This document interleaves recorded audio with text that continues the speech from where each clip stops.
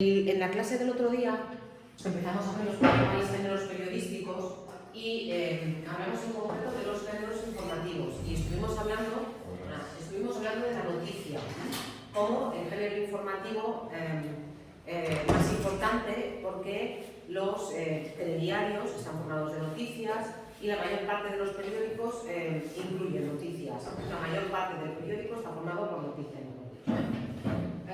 Recordad que la noticia es un género informativo que tiene una estructura muy particular.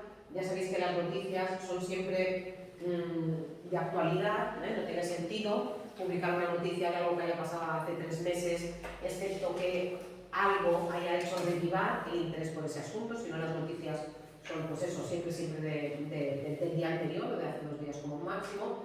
Y recordad también que las noticias tienen una estructura muy particular que llamábamos estructura de pirámide invertida, porque siempre la información más importante la colocábamos arriba, mientras que la información menos importante se colocaba al final, de manera que si hubiera que recortar, tanto en el telediario como en el periódico, se recortaría siempre aquí. En realidad, la noticia tiene sentido pleno simplemente con el titular y con la entradilla, con el leer, entrada o entradilla, donde se responde a las 6 subdobles de quién, cómo, cuándo, dónde y por qué.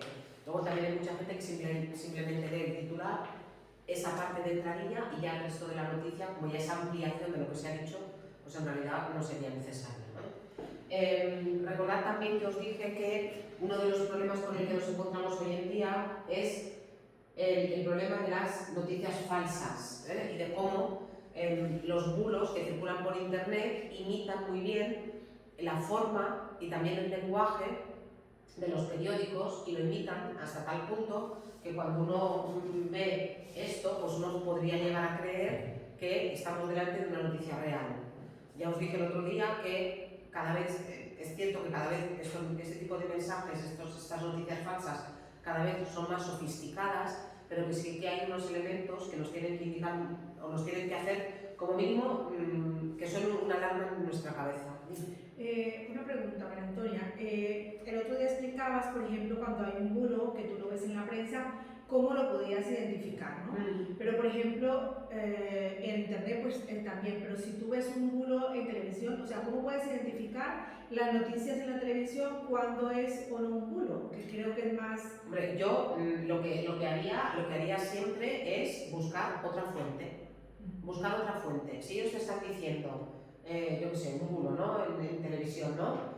Según la OCDE, las mujeres en España ganan el doble que los hombres. Y tú dices, ¿estás seguro de esto? O sea, las mujeres en España ganan el doble que los hombres. Lo suyo es que te vayas a la fuente original. Y también lo que os dije el otro día, si es una noticia suficientemente importante, la van a tratar los otros medios de comunicación. A ver cómo la han tratado los otros medios de comunicación. Yo creo que es eso. Y luego también creo que hay algo fundamental, que es intentar siempre seguir medios de comunicación serios. Medios de comunicación que de verdad sean periodistas los que están redactando las noticias. Y aún así, aún así, porque es lo de siempre, es lo que hablamos el otro día. Depende del sesgo del periódico, depende del sesgo de la cadena de televisión. Una noticia, la misma noticia, no es igual, la radio, la misma noticia no es igual si la escucháis en la COPE que si la escucháis en la SER, o si la escucháis en Onda Cero que si la escucháis en Radio María. No parece la misma noticia, pero igual, ahora hablaremos de las crónicas deportivas, igual que el mismo partido de fútbol, no es igual si tú lees la crónica del partido en el Sport o si tú lees la crónica del partido en el AS. ¿Por qué? Pues porque al final, aunque la noticia sea la misma, el sesgo de la noticia es lo que nos marca. Luego lo veréis también con un ejemplo, con una entrevista. Sí, pero yo creo que siempre es ir a otras fuentes, buscar otras fuentes. Y los vídeos estos que circulan, por ejemplo, en redes sociales, mirar de dónde vienen. Si es de la agencia EFE, si es de Europa Press, si es de Reuters, si es del País, si es de Antena 3, si es de, en fin, de ese tipo de medios de comunicación, probablemente tienen más visos de ser real que si es de un medio de comunicación, las noticias de Tu Mundo te van a gustar.com, no sé, una cosa por el estilo, para entendernos. Y aún así, el vídeo ese que tenéis ahí arriba de Neutral, de los pelos de los elefantes, Ahí explican cómo esa noticia falsa se la comió hasta el país. Luego la desmintieron, pero se la comió hasta el país. Entonces es inevitable, ¿eh? Y ahora vamos a trabajar cada vez más esto, porque cada vez la desinformación que provocan los bulos es más peligrosa, porque ya lo hablamos el otro día. Hicieron que, por ejemplo, Trump ganara las elecciones en Estados Unidos. Bolsonaro en Brasil, las elecciones que ganó, las ganó con el sistema trumpista. Y ha estado a punto de ganarlas otra vez, con el sistema este de mentira, intoxicar, invertir mucho dinero en gente que sabe cómo moverse en redes sociales y ya está. Y entonces a partir de eso, luego lo de la posverdad que os dije, luego lo desmientes, pero el desmentido nunca es tan reflejado o nunca es tan reenviado, nunca es tan importante el desmentido como la noticia. Entonces ya está. Esto, mirad, seáis o no seáis de una tendencia política determinada, esto se ha visto clarísimamente con el caso de la niñera de Pablo Iglesias y Irene Montero, que era una compañera de partido que en un momento dado tenía a uno de los niños de ella aquí, y a partir de ahí se montó el bulo de que era una niñera que además la estaba pagando el Congreso de los Diputados o no sé qué. Resulta que ellos han ido a juicio, han ganado los juicios, y todos los medios de comunicación que hablaron de la niñera lo han tenido que desmentir, pero lo han tenido que desmentir así de pequeñito. Y si eso ocupaba las portadas durante días, eso ocupaba una página 10 o 12 en la parte A, y así de pequeño. ¿Por qué? Pues porque al final tú le preguntas a la gente y seguro que la gente dice, no, y siguen creyendo, seguro que siguen creyéndolo. Entonces eso es como difama que algo queda. Sí. Y con las redes sociales es muy fácil ahora. Bueno, reportaje. ¿Qué sería el reportaje? Mira, el reportaje sería también un género de información bastante más extenso que la noticia. El reportaje puede ser a través o puede ser motivado por un hecho de actualidad. Por ejemplo, ahora, como consecuencia de que están subiendo mucho los tipos de interés, está aumentando muchísimo el número de desahucios en España. Entonces, imaginaos que yo soy periodista y me piden que escriba un reportaje para mi medio de comunicación sobre los desahucios en España. ¿Qué haría yo? No sería solamente una noticia, no sería solamente aumenta un 40% el número de desahucios, sino que haría, me entrevistaría con personas, iría a ver cuál es la estadística, también, pero iría a ver cuál es el perfil de las personas desahuciadas, relacionaría la subida de los tipos de interés con la subida de los desahucios, y probablemente lo que tendrían serían una o dos páginas en el periódico para tratar esa cuestión. Los reportajes son muchas veces, digamos, la marca de la casa de los periódicos serios. El 20 Minutos, este periódico gratuito del que hablamos el otro día, no tiene reportajes, pero medios serios de internet o en papel sí tienen reportajes y pagan a los periodistas. Y muchas veces hacer un reportaje implica años de trabajo. Hace un par de años ganó el Oscar a la mejor película una película que se llamaba Spotlight, que hablaba de los abusos sexuales de la iglesia de Boston con los niños durante una serie de años. Si no me equivoco, tuvieron a 4 o 5 periodistas trabajando en ese reportaje más de un año. Más de un año. El periódico les pagó más de un año, claro, luego el reportaje fue saliendo por partes. Evidentemente no te lo comes todo en un día. Ganaron el premio Pulitzer, que es el premio más importante que se puede dar en el mundo periodístico, pero claro, eso implica unas horas de trabajo que no es simplemente la noticia y la reproduzco. Aquí os he puesto 2 ejemplos de reportaje y, por ejemplo, aquí tenéis un reportaje de estos modernos de ahora, que son reportajes multimedia. Mirad, por ejemplo, este reportaje que es del diario.es, el diario.es, ¿lo recordáis que os dije que es un medio de comunicación que ya solo es digital? Este nunca ha tenido en papel, nunca ha tenido edición en papel, siempre ya nació directamente digital. Y es un reportaje muy interesante sobre una cuestión de rabiosa actualidad, que diríamos hoy en día, de lo que está pasando con los precios de la vivienda en Baleares. Y aparte del titular de los precios de la vivienda expulsan a la población, tiene un subtítulo, como veis, no tiene punto, ni aquí ni aquí, eso ya lo veis. Y luego fijaos, cuando vais para abajo, veis que ya, mirad ya lo que tienen. Ya tienen soporte gráfico, tienen enlaces que llevan a páginas, y luego mirad, por ejemplo, que esto es muy interesante, que aquí si os vais moviendo, va haciendo una comparativa con diversas comunidades autónomas, ¿lo veis? Y veis dónde están las Baleares en relación con otras. Luego, tenéis aquí, se puede clicar y municipio por municipio de las Baleares explica cuánto aumentó el precio entre el 2015 y el 2020. Y podéis ir marcando, podéis buscar, por ejemplo, pues cuánto aumentó en Sa Pobla, un 9,8, ¿sí? Cuánto aumentó en Mayor, un 13,3, ¿veis? Muro, ¿queréis saber el Muro? ¿Cuánto aumentó en Muro? Espera. ¿Dónde está Muro? ¿Muro no está aquí? Un poquito más para arriba, no. No. Que lo ponen como resto de Baleares. Como resto de Baleares. O sea, Muro ya ni lo pone, ¿eh? Palma, Sao Paulo y como el resto del mundo. El resto del mundo, Luego fijaos aquí también cómo comparan, ranking de precios de la vivienda, cada comunidad autónoma, las viviendas más caras, el valor anual, etc. Y luego abajo vais a ver que hablan los afectados y entrevistan, por ejemplo, a gente que ahora en Palma están viviendo en caravanas. Gente normalizada, los servicios sociales llaman normalizados, gente con trabajo que no se puede permitir el lujo de, si ganan 1.080 euros al mes, pagar 900, 800 de alquiler.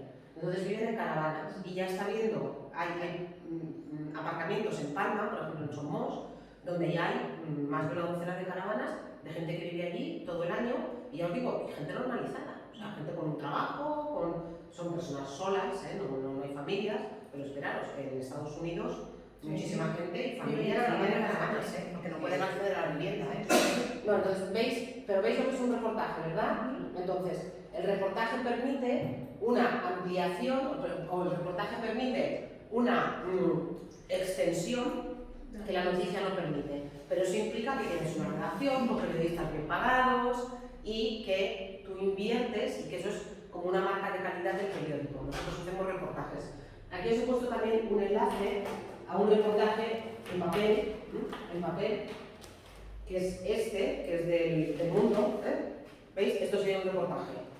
Los reportajes sí que, igual que tenéis aquí el titular, en los reportajes sí que se permite que el titular sea un poquito más llamativo, porque como va a exigir más a la persona que va a leer, no es lo mismo que la noticia, que el titular de la noticia tiene que ser completamente denotativo y que no podemos utilizar adjetivos que sean, o verbos que sean connotativos. Aquí sí que, fijaos, la asesina fue la montaña, y habla de 9 montañeros que desaparecieron en las montañas de Rusia en el año 1959, y que, bueno, investigaciones posteriores pues han demostrado que en realidad fue un cambio de tiempo repentino lo que los mató, pero que no fue la montaña, no fue ni el Yeti. Pero claro, tú lees esto y dices, uy, ¿qué ha pasado? Igual que aquí, cuando en el titular del reportaje del diario.es, los precios de la vivienda expulsan a la población de las Islas Baleares, te anima, porque claro, a mí me pones investigaciones recientes demuestran que los 9 montañeros murieron como consecuencia de un cambio de tiempo. A lo mejor no empiezo a leer el reportaje, pero si tú me dices la asesina fue la montaña, ahí sí que lo voy a leer. Claro, porque me atrae un poco más la curiosidad. Entonces sí que en los reportajes se permite un poco más de libertad que en la noticia. La noticia es un texto mucho más estándar en ese sentido.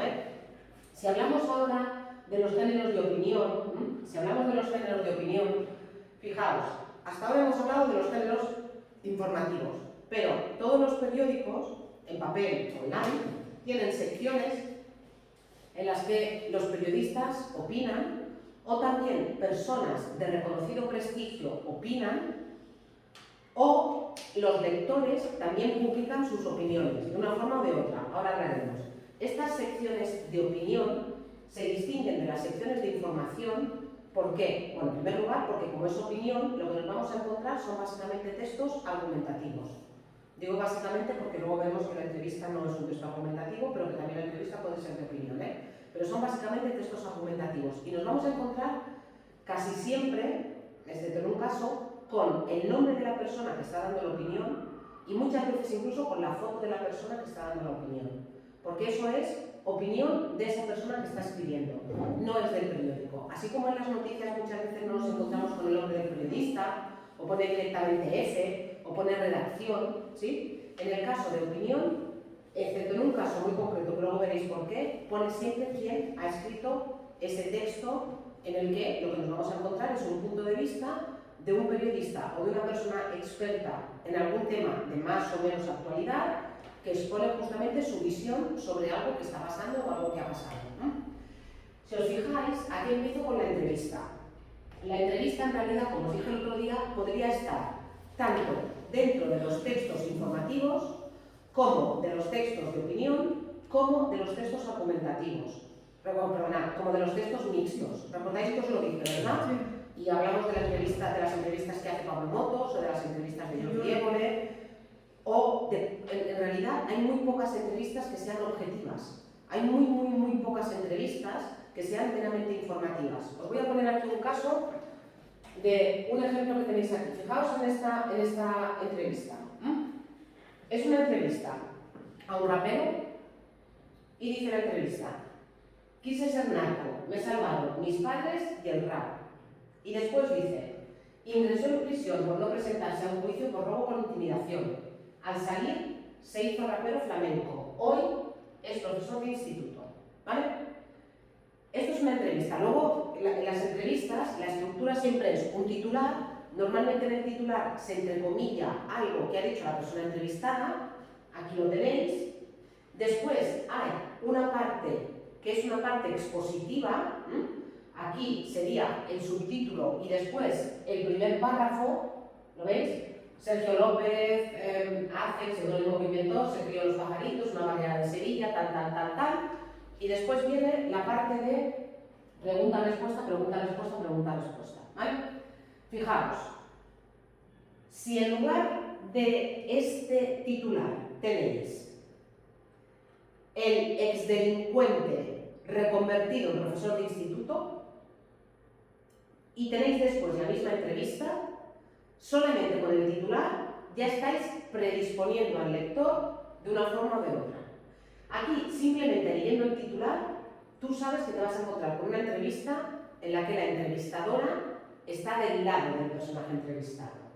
Ya me salvaron mis padres y el rap, ingresó en prisión, pero fijaos, no es lo mismo un expresidiario que tú te puedas imaginar cualquier cosa a ingresó en prisión por no presentarse a un juicio, ¿lo veis? Al salir se hizo rapero, hoy es profesor de instituto.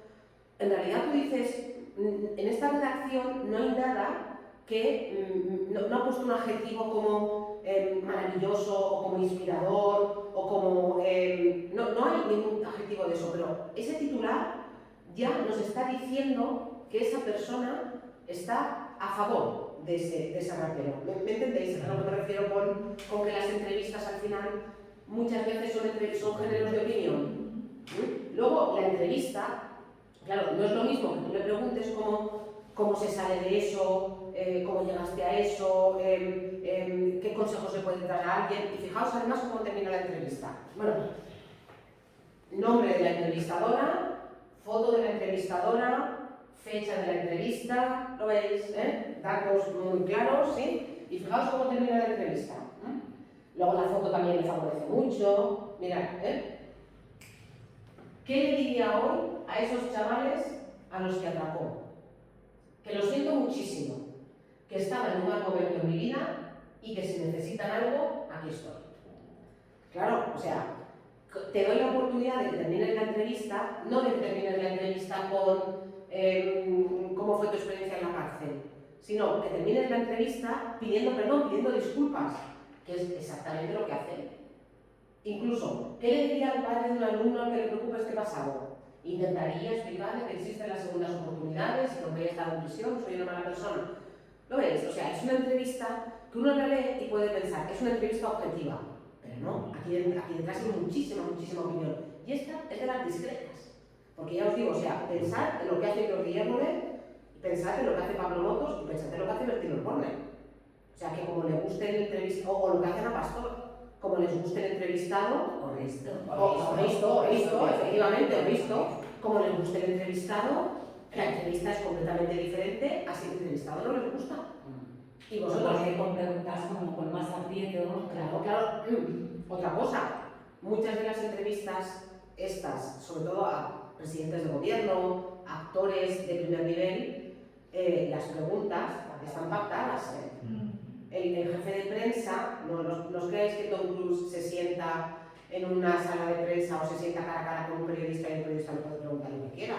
No. O sea, el periodista manda primero las preguntas al jefe de prensa, el jefe de prensa dice esta sí, esta no, esta sí, esta no, esta no, y como se salga el periodista de esas, el jefe de prensa que está ahí escuchando se dice, no, esta no te la va a contestar. O sea, esto es lo que se hace. Y pensar, por ejemplo, los presidentes del gobierno, cuando van a las entrevistas, ya buscan periodistas que sean de su cuerda. Cuando hay debates electorales que están todos los candidatos, hay unas peleas para ver quién es el moderador, simplemente quién es el moderador, para ver quién da los turnos de palabra y quién... Que de verdad, que las entrevistas estos, el que se piense que se ponen allí y que le pueden preguntar cualquier cosa... ¿Qué pasa cuando están las pruebas de prensa que hacen estos futbolistas, que hay alguno que a lo mejor hace una pregunta incómoda que es... No, sí, que hay libertad, que cada uno puede decir. Sí. Pero Porque enseguida... eso sería una entrevista. Eso sí, una entrevista, sí. Y por ejemplo, las entrevistas que hay cuando hay encuentros políticos, por ejemplo, que viene, yo que sé, España viene al rey de Marruecos y han hecho una conferencia bilateral con el gobierno español, ¿sí? A los periodistas les dejan, por ejemplo, hacer 2 preguntas a los periodistas españoles y 2 preguntas a los periodistas marroquíes. Y los periodistas pactan las preguntas que van a hacer sus compañeros para que pregunten algo que sirva a todo el mundo, porque si no, claro, sería como el primero que levanta la mano. Entonces están pactadas también, y pactadas entre los periodistas también las preguntas, Pero sí que es verdad que muchas veces cuando te sales del guión, y donde se ve también un buen entrevistador, en las repreguntas. Que tú haces una pregunta y si tú llevas allí como el guión escrito de las preguntas, la siguiente, a lo mejor resulta que te da un dato muy jugoso el entrevistado y no le sacas todo el partido, porque luego vas a la siguiente pregunta, pero si no te ha dicho algo, perdona, ¿y esto que acabas de decir y tal? Entonces es difícil ser un buen entrevistador y también es difícil que el entrevistado salga contento, porque si no luego te vetan. O sea, les vetan y dicen... Bueno, el entrevistador tampoco puede estar muy contento con su trabajo, porque siempre está en una serie de preguntas y no tiene... La libertad. Sí, no tiene la libertad, pero ¿sabes también qué pasa? Que muchas veces cuando hablamos, si se saca de contexto lo que decimos, y es muy fácil sacar de contexto las cosas. Más ahora que haces un copiar Claro. y pegar de un video o cualquier cosa. Claro, imaginaos aquí, Imaginaos aquí que el titular de esta entrevista fuera: aunque haya estado en prisión, no soy una mala persona. Ya, es que ya no es lo mismo. Ya no es lo mismo. Ya por eso os digo que hay que tener cuidado, pero bueno, que eso. Y por eso os digo que la entrevista, aunque yo os la haya puesto aquí en géneros de opinión, la podría haber puesto también en género de informativo, aunque esas son las menos, las objetivas, entrevistas objetivas son las menos, o las podría haber puesto en género mixto, porque hay una parte primero informativa y luego hay una parte de pregunta-respuesta. De todas maneras, la parte de opinión de los medios de comunicación, la parte de opinión de los periódicos online o en papel, más importante es la que ocupan los llamados artículos de opinión o de fondo o columnas informativas o columnas de opinión.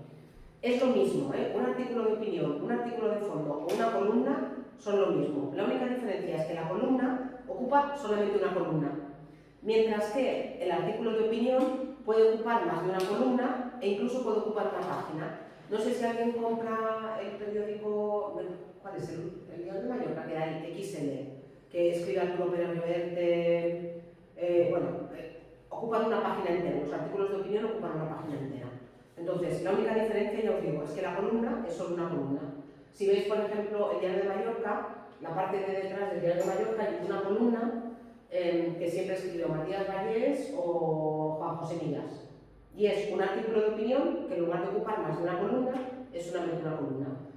Creo que es los sábados que escribe Pilar Garcés aquí y su artículo de opinión ocupa 3 columnas en lugar de una. Entonces, la única diferencia es la forma, pero en realidad lo que nos encontraríamos sería un texto argumentativo en el que un periodista o una persona de reconocido prestigio o un escritor da su punto de vista sobre una cuestión. Por ejemplo, cuando empezó la COVID, todos los periódicos tenían un montón de noticias, un montón de reportajes escritos por periodistas, pero luego todos los periódicos buscaban epidemiólogos. Todos los periódicos buscaban personas expertas en epidemias. Ya estaba el Simón. Pero él daba las ruedas de prensa, pero lo que buscaban luego era una persona que escribiera y que diera su punto de vista, que diera su opinión. Y bueno, había algunos artículos que eran epidemiólogos que yo creo que se habían sacado la carrera por el CCC, no sé, porque era un artículo que... Pero ya no funciona el CCC, espero que no funcione. De todas maneras, siempre que sale un tema así como controvertido, siempre salen expertos. Bueno, pero luego están los expertos que tienen de todo, porque luego están los tertulianos en televisión que opinan desde el VAR con V de los árbitros, de si el VAR se ha equivocado o no se ha equivocado, hasta la subida de los tipos de interés, pasando por el largo de los pantalones de la Semana de la Moda en París. De verdad, o sea, hay tertulianos que opinan de todo. A mí me sorprende que la gente sepa de todo, no sé. Pero bueno, Y los vulcanólogos. Bueno, sí, luego nos reconvertimos todos en vulcanólogos. Puede ser Cuando que el volcán explote, puede ser que no. En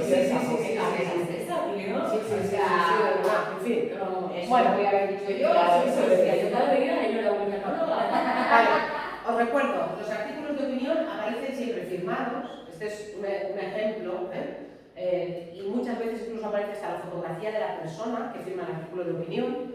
Y hay muchos artículos de opinión que, como son textos argumentativos en los que además muchas veces importa el estilo, que estén bien escritos, que utilicen recursos llamativos, que apelen al lector, etc., hay muchos artículos de opinión que ya son directamente ensayos, que ya no son solamente artículos de opinión, pero claro, yo puedo opinar sobre la vacuna, sobre el volcán, pero después puedo hacer algo como, por ejemplo, lo que hace aquí, o lo que hizo aquí un escritor que era Francisco Umbral, digo era porque murió, en el año 2002, cuando ya llevábamos como, no sé, 2 o 3 ediciones de Gran Hermano y 2 o 3 ediciones de Operación Triunfo, no debíamos llevar muchas más, fue capaz de calcar los dos tipos de juventud que proponían esos programas. Gran Hermano, llámese ahora Las Tentaciones o Mujeres y Hombres, ya no sé si lo hacen, pero bueno, ese tipo de juventud de poca ropa, de ligoteo, de salseo, como se llama ahora, y todo eso, ¿vale? Esos como de clase más baja, sin oficio ni beneficio, con escasa educación, y frente a estos, el modelo Operación Triunfo, de como más pijitos, mejor formados, mejor hablados, mejor vestidos, y hace una comparativa, es un artículo muy interesante, después de la introducción hace una comparativa, habla en un párrafo de Gran Hermano, de los de Gran Hermano, habla en otro párrafo de los de Operación Triunfo, y al final la conclusión es, esos no son los modelos de juventud a los que aspiramos, ni los modelos de juventud que después van a hacer país, ¿no? Sino que al final, ¿qué hace la televisión? Los exprime como limones, se aprovecha de ellos y cuando ya han dado todo su jugo, les da una patada y se acabó. Y acaba diciendo, sin corazón latino ni leches. Sí. Justamente ya la de corazón latino, si ya había salido, que habías Paco Umbral. Es un artículo muy bien escrito. Esto apareció en un periódico. En principio era un artículo de opinión, pero resulta que es un artículo de opinión que ha trascendido y que aunque fuera un artículo que publicaron en el año 2003 o 2000 no sé qué, hoy en día lo sigues leyendo y es un artículo que tiene sentido y que además está bien escrito, que tiene todas las características del ensayo. Entonces hay muchos artículos de opinión que llegan a eso, que llegan a ser verdaderos ensayos. Por eso, porque no solamente importa la opinión, sino que también importa el estilo y el punto de vista original. Porque él habla aquí de los reality shows de una forma diferente a cómo se tratan en la mayoría de los artículos, incluso de opinión, que leemos en los medios de comunicación. El ensayo era que es bueno de entender para cualquier... No, el ensayo era el texto argumentativo pero con originalidad. Era el texto argumentativo con voluntad de estilo. Era el texto argumentativo bien escrito. Bien. Sí. Y por eso muchos de estos textos son de escritores, justamente, más que de periodistas, de escritores, ¿eh? Bueno, ¿os acordáis que os he dicho que todos los textos de opinión en los periódicos aparecían firmados con una excepción? ¿Cuál es el texto de opinión del periódico que no aparece firmado? El editorial. Y muy importante, tenéis que distinguir el editorial de la editorial, ¿eh? La editorial es una empresa que se dedica a imprimir libros o a imprimir periódicos, Planeta, Plaza Janés, Anaya, Santillana, es la editorial. Pero el editorial sería un texto de opinión de los periódicos que no viene firmado. ¿Por qué no viene firmado el editorial? El editorial no viene firmado porque, en teoría, es la opinión que defiende todo el periódico. En teoría es un texto argumentativo que se supone que escribe el director del periódico, ya os digo que no, porque lo escribe alguien del periódico y lo que hace el director es que le da su visto bueno, ¿sí? Pero aparece sin firmar porque aquello recoge cuál es la opinión de todo el periódico sobre una cuestión determinada. Y por eso se habla muchas veces de la línea editorial de los periódicos. Ahora, por ejemplo, yo qué sé, hay periódicos que han decidido que su línea editorial es decir que la ley del aborto nueva, la modificación, es malísima. Entonces, esos periódicos han escrito editoriales, os podría decir que son pues, el ABC y La Razón, por allí, por la derecha o la extrema derecha, ¿sí? El Confidencial, extrema derecha o extrema derecha, que les parece fatal que las niñas de 16 años tengan que pedir permiso a sus padres para abortar, que es básicamente la modificación de la ley de ahora, que las niñas de 16 y 18 años hasta ahora no podían abortar sin permiso de los padres, ahora sí, ¿vale? Pues esa prensa ha escrito editoriales en los que pues, prácticamente dice que el mundo se hunde porque las niñas puedan abortar sin pedírselo a sus padres, ¿vale? Mientras que la prensa más de izquierdas, digamos El País, Público o El Diario.es, opina que es muy bueno que las niñas de 16 años no tengan que pedir permiso a los padres para abortar, ¿vale? Entonces, ahí la línea editorial del periódico marca o viene marcada por la tendencia del periódico. ¿Sí? Los de derecha van a pensar una cosa y la ideología política. Sí. Aquí os he puesto un enlace. Bueno, aquí veréis los enlaces del periódico de Cataluña. Y aquí, por ejemplo, os he puesto un enlace. Ay, no está bien enlazado. Ay, ya lo enlazaré bien. Bueno, lo enlazaré bien, me he equivocado aquí. Lo tenéis abajo de todas maneras. Un enlace a un editorial que salió hace poco en El País sobre los ninis. Mira, lo tenéis aquí, ejemplo de editorial. ¿Lo veis? Ni estudian ni trabajan.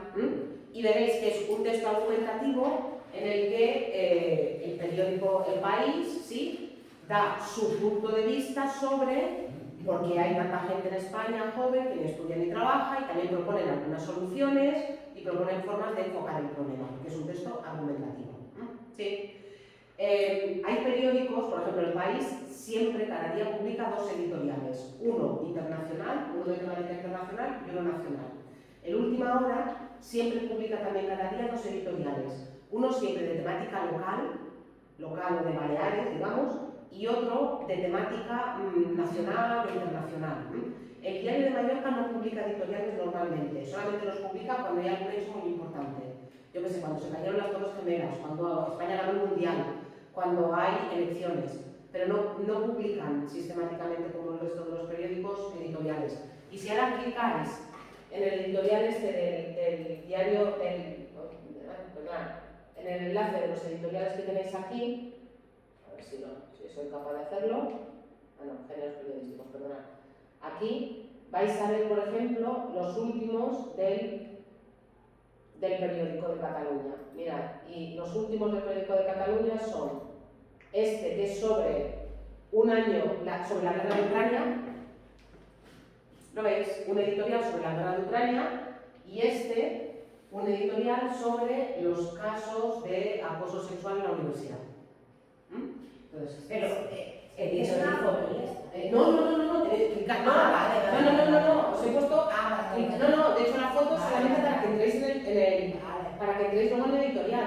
Luego cuando entráis aquí, lo veis, lo que os encontráis es un texto argumentativo. ¿Lo veis? Es un texto argumentativo, pero ¿veis que no va firmado? Sí. Pues esos son los editoriales de los periódicos.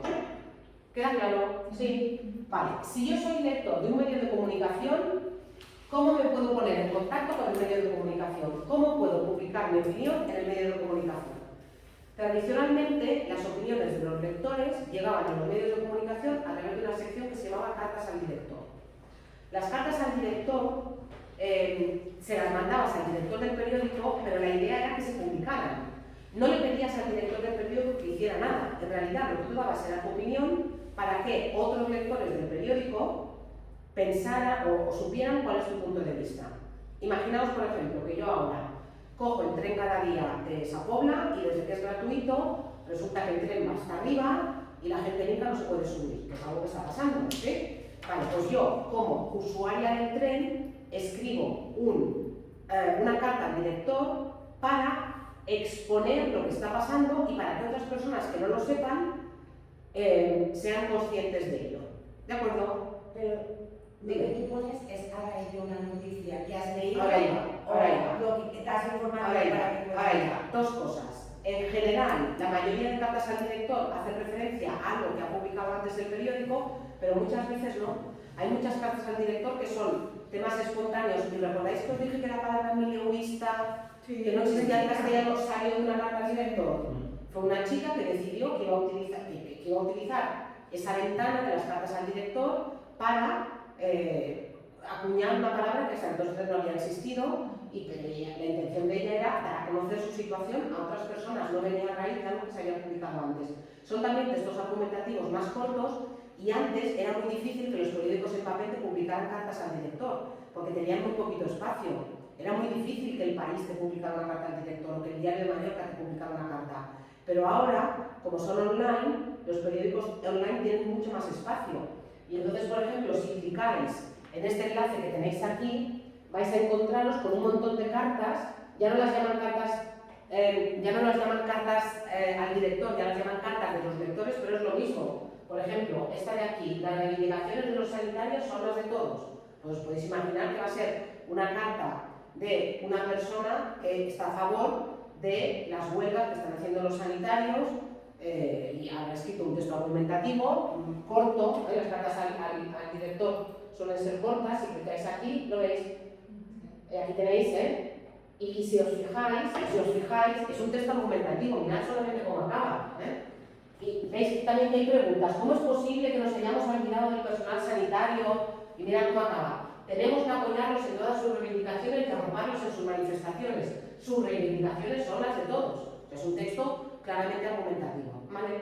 Y ahora para terminar con lo que digo muy rápidamente. Aparte de esto, después también hay periódicos, sobre todo los periódicos online, que permiten que tú, como lector, hagas un comentario a algo que ha aparecido. No es una noticia, sino es un comentario. Si clicáis aquí, vais a ver que tenéis una noticia que habla de cómo la actitud del profesorado influye en nuestras preferencias por las asignaturas. Y a continuación, veis que hay comentarios, ver comentario. Entonces tú clicas aquí. Ay, no necesito iniciar sesión. Sí. No. ¿Veis? Y entonces, a partir de eso, hay gente que está de acuerdo o gente que no está de acuerdo, ¿lo veis? Alguien, pues hay de todo, hay profesores que sí, te dicen, no, las asignaturas no dependen del profesor, y otro dice, discrepo en parte. Sí, ya sería un debate. Son textos argumentativos, pero más breves. Son textos argumentativos en los que en realidad aparece la tesis y poquito más. Pero todo esto formaría parte justamente de los géneros de opinión. Y esto es lo que permiten los medios online. Que no solamente la opinión del lector llegue a través de las cartas al director, sino que lleguen a través de comentarios a noticias o a otros artículos de opinión o lo que sea. A veces tienes que estar registrado. Hay periódicos en los que para poder comentar tienes que estar registrado. y si no lo puedes comentar, ¿vale? Venga, nos quedamos aquí, pero si queréis, ya podéis también trabajar en la actividad de refuerzo 1. La actividad de refuerzo 1 es que hagáis una carta al director y un comentario. Esto tenéis que ver un vídeo, si entráis en la actividad vais a encontraros el vídeo. Es una noticia real. Unas oposiciones a Policía Nacional donde suspendió el 80% de los aspirantes por una prueba de ortografía. El 80%. Entonces, en la carta al director os tenéis que imaginar que vosotros sois uno de los policías, aspirante a policía que habéis suspendido y estáis muy indignados. Entonces, escribís la carta al director. Y luego sois una persona que ha leído vuestra carta Y nos contestamos. y decís, no, de ninguna manera, o sea, estáis muy bien suspendidos. Entonces, si queréis hacer esa actividad, es una actividad muy interesante. Es de refuerzo, ¿eh? Si la queréis hacer, la hacéis. Yo digo, esta actividad es de refuerzo, pero a mí, el día del examen, me gusta mucho poner una noticia y que vosotros después escribáis una carta al director a partir de esa noticia. Entonces, yo ahí lo dejo. Si trabajáis la actividad de refuerzo, vais a ir mucho mejor al examen. Ahí lo dejo.